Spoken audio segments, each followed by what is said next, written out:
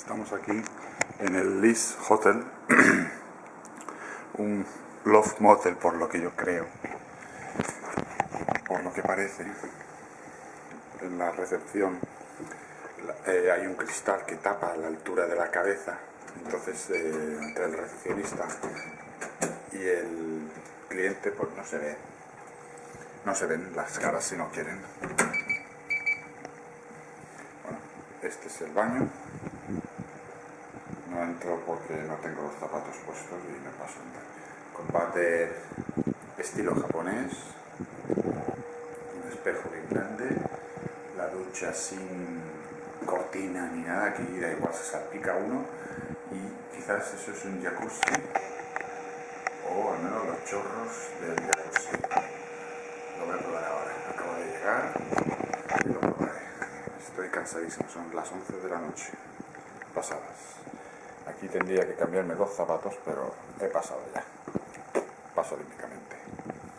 Aquí están los butacones, el aire, como armarios hay esas perchas ahí.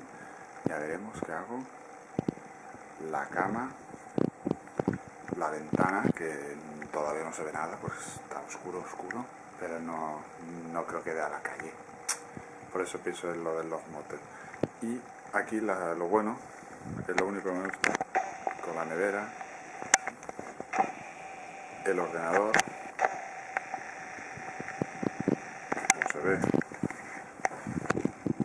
tengo el Facebook puesto, desde donde escribo, aunque no hay teclado, es occidental, falta las señas y los acentos, y esto es lo que quería ver.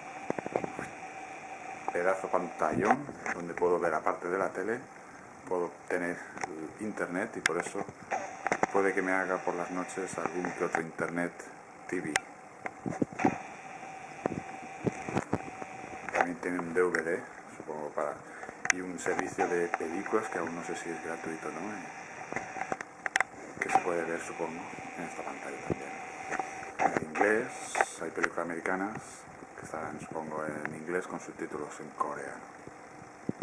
Y esta es la habitación. Estamos aquí en el Liz Hotel y bueno, a pasar la primera noche de una semana más en Corea.